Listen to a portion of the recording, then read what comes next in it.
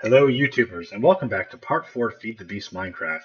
In our previous video, we started advancing our realm of science by building wonderful fancy machines like the macerator and the metal former to help break down our ore so we could get double the amount, and our metal former so we didn't have to continuously using up our hammer and our cutter. Today, we are going to be looking at a little bit better power generation and power storage. So the first thing we are going to cover is power storage. Now, the simplest component to store power is a bat box. A bat box allows 40,000 units of power to be stored at any given point in time, and outputs at 32 units of power per tick. In my previous video, I forgot to mention that machines can only handle certain amounts of power going in and out of them. If you provide too much of that power, if you start, let's say, provided a huge amount of power, like this higher tier energy source, it would then do 2,048 units of power per tick and would cause your machines to explode. Now, there are transformers and ways of getting around that, and we will be looking at that as we advance through our tech tree. So, this bat box, it requires 3 of those batteries, 5 wooden planks, and a insulated tin cable. The battery, if you don't remember, was 1 tin cable, 4 tin casings, and 2 pieces of redstone. Now, in preparation of this video, I got some of our tin casings ready together that we would need. So, let's get crafting this thing. So, I need to go pick up some wooden planks, because I forgot. Now, you're going to want a bat box pretty early on, as it is very, very useful to keep power stored so you're not wasting energy. So we needed, oops, not those 5, these 5, a tin cable here, and actually, I apologize, as I have not actually built these batteries yet. So, the batteries, I'm going to make 4 of them, because I'm going to need them anyway. There we go. So the batteries, once you use a battery or start putting energy, they're not restackable. So just keep that in mind, and you're only allowed 16 batteries per stack when you do have them. There we go. And we have a bat box. So we're going to go out there, out to the world, and we're going to go place it very, very quickly. And I'm actually going to be placing it right here. Now, I'm actually just going to put it on the ground here quickly and just show you this thing. So this circle right here, this is where the energy comes out of. It will accept energy from all other sides, but it will only output to one point in time. And you can use the wrench to rotate it. And if you want to disassemble the wrench, all you have to do is just right click on the side with the circle on it, or on the output side, and you'll be good. So we're just going to put that there. I think that rotated to the right side. Nope. So we just rotate it down. And that way, power will go, just show you, I'm going to put a couple pieces of coal in here, and this thing will start filling up instead. And that way you can store a little bit of power, and you get a little bit of a buffer later on. We're just going to output that. Now, in addition to this, we are not going to be wanting to use this generator. So let's take a look at solar panels. Solar panels don't generate nearly as much power as a generator. However, it is a renewable source, and it will run as long as it has access to daylight. There cannot be anything in the way. I can't remember. I think glass is okay, and transparent blocks are okay, or non-blocks, so like torches and whatnot are okay. However, I generally like to keep things very, very clear. I'll check into the glass thing later for you, though. So 1 EU per tick, and our macerator requires 2. So it doesn't generate all the power, but 1 solar panel will get us halfway there, and at least ease a little bit pressure off our coal consumption. So let's look at the recipe for this. We need 3 pieces of coal powder, and you make coal powder by putting a piece of coal into the macerator, 3 glass, 2 circuits, and 1 generator. If we just look at the circuit recipe again, it was 6 copper insulated wire, 2 redstone, and a plate. And then the generator was a battery, 3 plates, and an iron furnace. Now again, I've constructed most of these items already, so we won't have to waste time doing that. And actually, you know what? I am just going to put a little crafting table here. I don't know about you, but I find this game, I build a million of these crafting tables everywhere because I don't want to run back and forth all the time. So I already have the generator. I already macerated this coal down. So it's just coal to the macerator, and it's 1-to-1. So one piece of coal will get you 1 coal dust. So the recipe was these 3 of these, a generator, 2 circuits, and that will give us 1 solar panel. Now there is a very good way to place solar panels. So I'm just going to hit a little dirt thing here. When you're placing solar panels around a bat box, the most efficient way to do it, it's called the solar panel or the flower. And what you do is you just place everything around in kind of a flower pattern. So what you would do is every point there's an accessible area. So here, here, here, here, here, and of course on the other side, you put a solar panel. And we will be putting a lot more solar panels in than we have. But so this now will be getting power from 2 locations. So this thing is no longer burning, but we are still getting power in. I know it looks like it's going down, but this is now, this little light says, I have sunlight, I am outputting, and here is, if you want, you can put a little battery in here and it will start charging it. And we're actually just going to put this battery back in here and let the power back in. So now that we have that, I think it's time that we should have an electric furnace. So we're going to extend this out by 1. An electric furnace is nice because it just uses power. There it is, electric furnace. So it requires 3 EU per tick. So we need, on top of the 1 more solar panel we need 3 more on top of that. So I'll fill most of the solar panels off screen so you don't have to be watching that. So this thing requires 1 circuit, 2 redstone dusts, and an iron furnace, which is just 5 iron plates in a regular furnace. So I don't have all this built, so if we go in here and build our iron furnace quickly,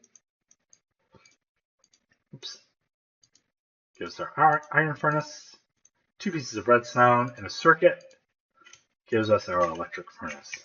So now when we want to make things, we can just get this thing charged up, and we will have access to power. Now unfortunately, I do still need this generator, because, actually I'm just going to throw all that in there. No, that 1 little solar panel is not going to be nearly enough power. So what I might do is I'm going to pause the video for a moment and build a few more solar panels so we have a nice steady flow of power. So I will be right back. And we are back. So I built 4 more solar panels for us to use. And what I'm going to do, I'm going to put those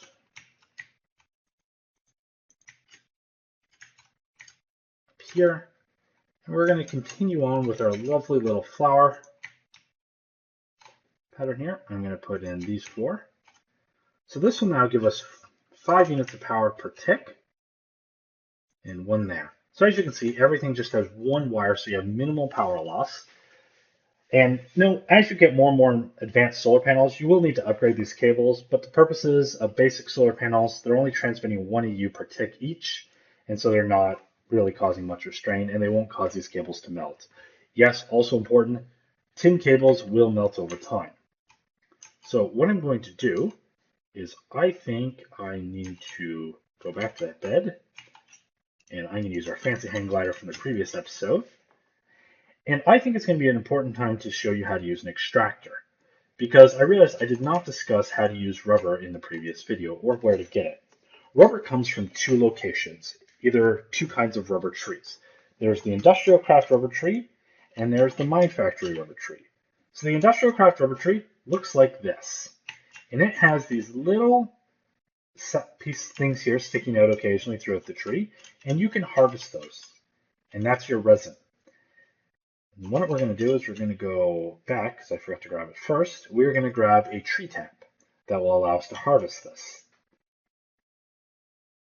I think I put it in here.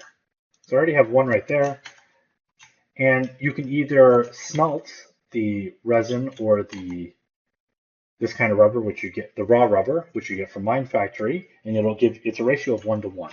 The extractors, though, allow the resin to be extracted from, and you actually get 3, I believe. So all you have to do is just right click, and you will get In this case, we got 2 pieces of resin. I can't remember exactly, but I think it is random on how much you get. Now, like I said, if we look at the uses for this, we can smelt it, or we can use the extractor and get 3, which is very, very useful to have. Also note, the rubber and saplings can also be extracted. The raw rubber I do not believe has that option. If you just use this, all you have is the smelting option or as fuel. So I think that should be our next project we should work on. So we're just going to be, again, we're going to keep extending this thing out and adding more machines to it. And let's look at the recipe for an extractor. Here it is. So it requires 4 of those tree taps, a circuit, and a machine block. Tree taps are pretty simple. All it requires is 5 pieces of planks. It doesn't matter which ones you use. So let's start getting all those resources together. Oops. So we have the iron plates to build our machine block. So let's do that first. We need to get our copper wire, and we're going to need these tree taps. Please note the tree taps do not stack, so you're not going to have that option. Let's just make a bunch of wood here. So we're going to need 4. Let's do that. Like I said, they don't stack, but we should have enough inventory space for now. And the next thing we're going to need is some more copper wire. Like I said, this mod is incredibly resource intensive, so you're going to want to have a huge amount ready to go. Macerator is still going along. So as I said, these things can be used to make more. So if we look at this, you can smelt this down for 1, but you can also throw it through a thermal centrifuge. Sorry, an ore washing plant first. And it will give you 1 purified crushed iron, 2 tiny piles of iron dust, and a stone dust, which we'll be using later on for construction foam. It also requires water. So iron dust, you can put 9 of these together, and you can get 1 piece of iron dust. So that's pretty cool. So you do get a little bit more. Once it goes through the ore washing plant, it can be sent through the thermal centrifuge. I should show you this actually. So this purified crushed iron will go through the thermal centrifuge and give you a byproduct. In this case, the thermal centrifuge byproduct of iron, it gives you a tiny pile of gold dust, again, an additional iron dust. So the tiny pile of gold dust again, 9 tiny piles gives you 1 gold dust. Compressor, yeah. So that's going to be useful later on just to squeeze a little more resources out. So these should be done by now. This, please note the 2 rubber bars. So rubber bar is done by smelting rubber. And this rubber and the IndustrialCraft rubber, they are completely interchangeable. I've never had a problem with that yet. So let's make our plate, or our circuit here. There we go. So it's the circuit, it was this, then 4 tree taps. This will also, the tree taps do have uses on them, so it will also mitigate that. No, these are reversed. There we go. So now we have an extractor. The extractor does use power, but it doesn't use a lot. I think it just uses a couple of EU per tick, so we don't need to worry too much. 2 units of power, so we are running a little bit of a deficit right now. However, the generator will be able to compensate that very, very easily. Oh, we're actually yeah, let's throw that in there. Now our bat box should be absorbing power now. Oh, it's almost full. So that's a really good sign. So since we're not using all the machines, we will be fine for the time being. But I just like to have all that extra power ready to go. So here we have our 6 rubber. I generally use this, and this rubber can then again be smelted into raw plastic, which you can use to make all sorts of fun things. And same with these rubber bars. Now, one final thing. Before we go on, I have something cool to show you. I have found a very interesting sand rune, and I believe it is this way. Actually, I will pause because it is a little bit of ways away, so you don't have to watch me walking for a few minutes. So I'll be right back. All right, folks, I'm very happy I didn't show you that because I just spent a few minutes going in the wrong direction.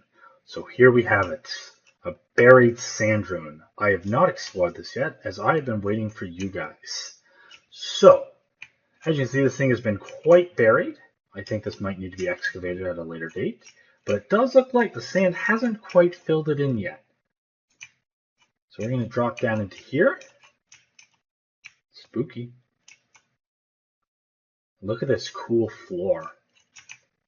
Now, a word of caution. If you haven't seen these before, you're going to want to be extremely careful. Because while you can go down, that is a pressure plate and there is TNT loaded underneath. So we are going to dig our way down. Just going to do this, so I'm not going to make a fancy stairwell. And I, of course, did not bring sticks, but we can still see. So as you can see, if we dig this up, oh god, look how much TNT there is. Just going to mine all this out. You know what? I think I'm going to want TNT later anyway.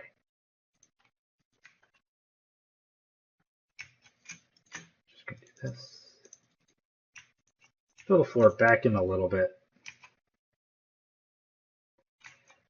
And we're going to see what this has. So this has bone, a sword, and some common treasure. I really wish I had emptied out my inventory before I left. What else do we have? Some iron, some tin. And now we're going to see an enchanted book. Oh gosh, there's a lot of stuff here. I'm going to get rid of a few things out of here. So I know this can go. The sand can probably go. Right, we're going to take the boots, the helmet. I can leave this and this for now. I can come back and grab it. Yeah, what I'm going to do is I'll just leave a bunch of stuff in here. I'll come grab it back and grab it at a later date. Black Lotus, floppy disk. And just grab a few of these items as soon as I can find them. So that was exciting. Gonna keep, yeah. Alrighty. So now that that's been explored, I just wanted to show you that quickly because those runes can be a little tricky. If you do drop straight down, you will die.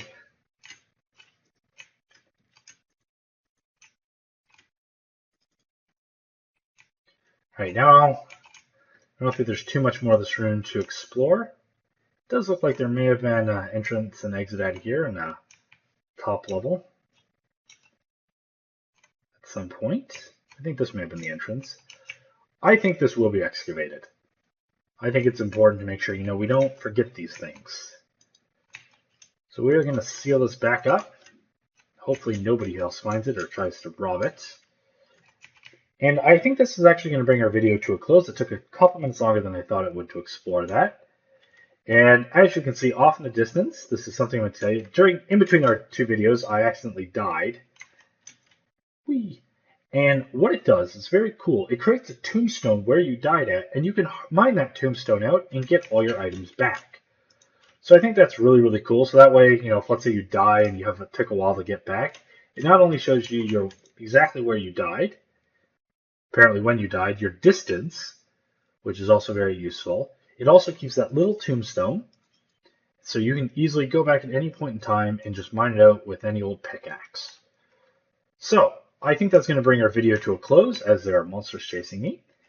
And as always, if you enjoy these videos, please like and subscribe, and any and all comments are appreciated. And until next time, this is Lethologica saying cheers, folks.